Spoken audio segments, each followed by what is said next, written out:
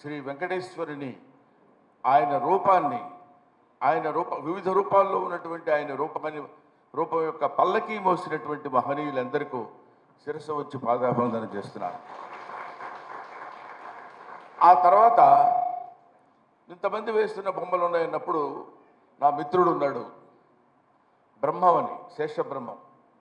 అతను ఏమంటే ఇలాగా బుక్ వేస్తున్నారు, మీరు కూడా వెంకటేశ్వర స్వామి బొమ్మ వేశారు కదా, అది మీరు ఇస్తే వాళ్ళు ప్రింట్ చేసుకుంటారు సార్ అన్నాడు. అంటే అప్పుడు నాకు వచ్చిన డౌట్ ఏంటంటే, బ్రహ్మానందం వేసిన బొమ్మను వేస్తున్నారా, బొమ్మ బాగుందని వేస్తున్నారా నాకు తెలియదు. లేదంటే పర్వాలేదు బాగానే ఉంది, మీరు కూడా పైకి వస్తారండి అన్నారు వాళ్ళు.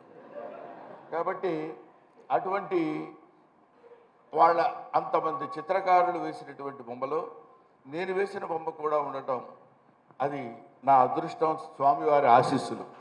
అందుకని సాధారణంగా మన ఈ కళాశాలలో యూనివర్సిటీస్లో ఏమంటారంటే ఈ చిత్రకళని శిల్పాలని వీటిని ఫైన్ ఆర్ట్స్ అంటారు. ఫైన్ ఆర్ట్స్ అంటే లలిత కళలు అని మన తెలుగు ట్రాన్స్లేషన్. లలిత కళలు అంటే లలితములైన కళలు, అంటే చాలా మృదువుగా ఉండేటువంటి కళలు. శిల్పము, చిత్రలేఖనము, సంగీతము, నాట్యము, నటన. ఈ 5 కళలు అందరికీ అబ్బం.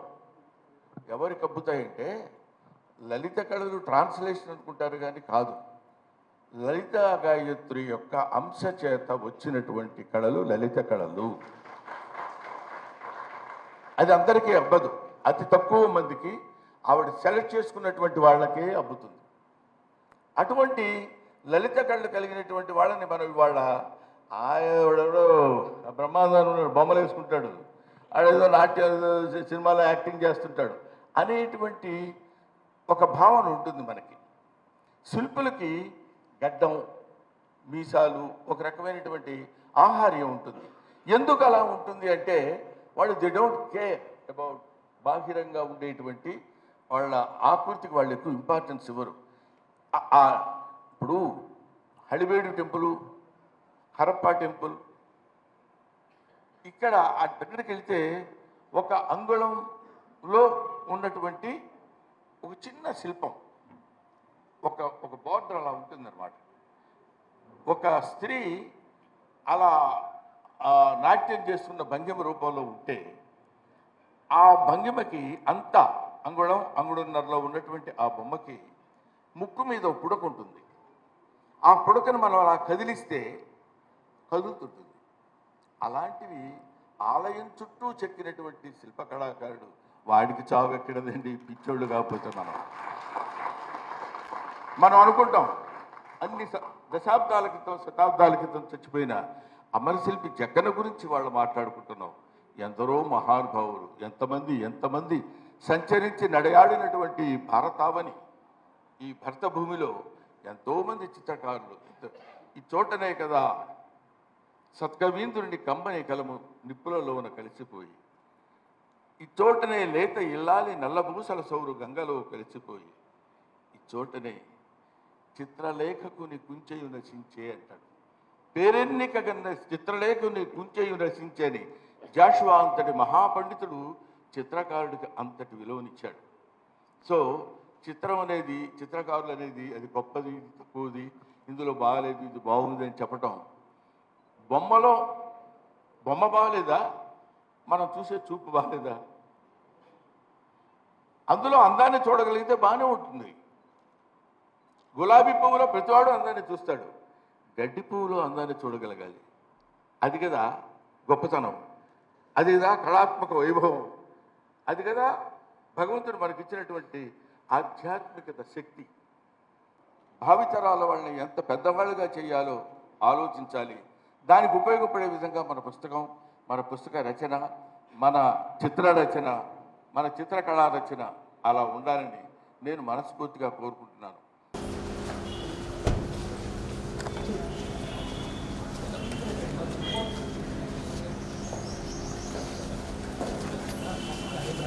బాబు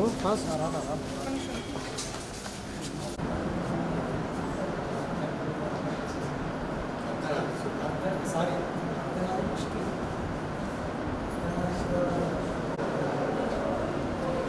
సార్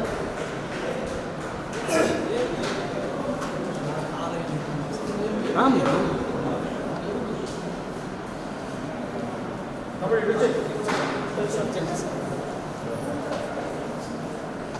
బాబు.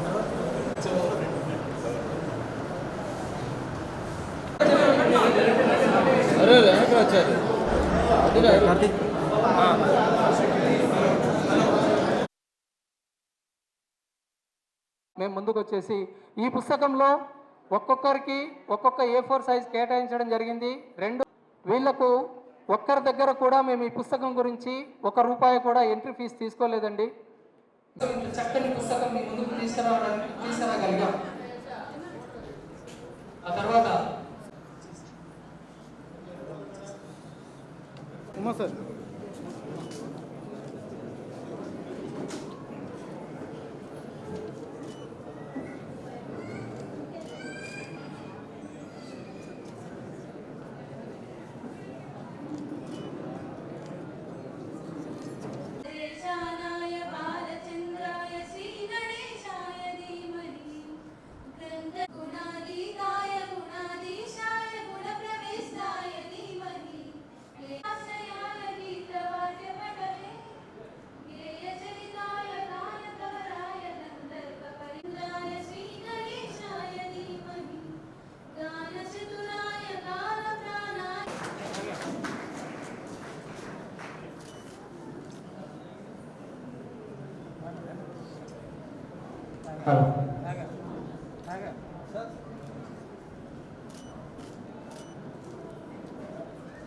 సార్ సార్ సార్ మీరు ఉండండి.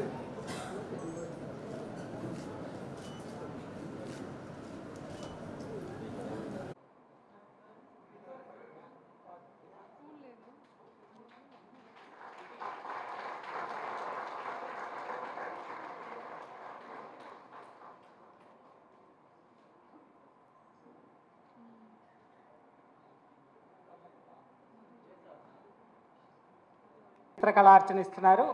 ఆంజనేయుల గారి పుస్తకాన్ని వారి కుమార్తె అందుకుంటున్నారు.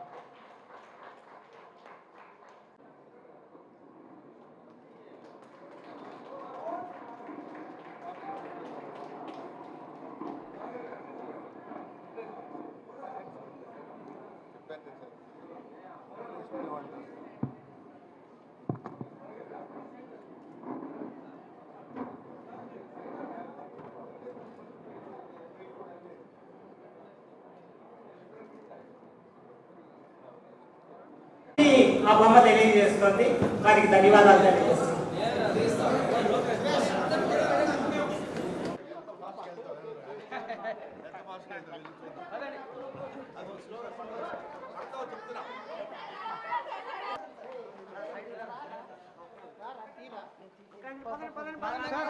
Only 1 minute sir, only 1 minute.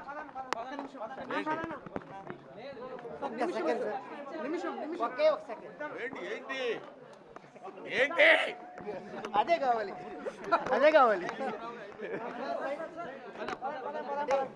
ఒక సెకండ్ సార్, ప్లీజ్ కొంచెం సార్.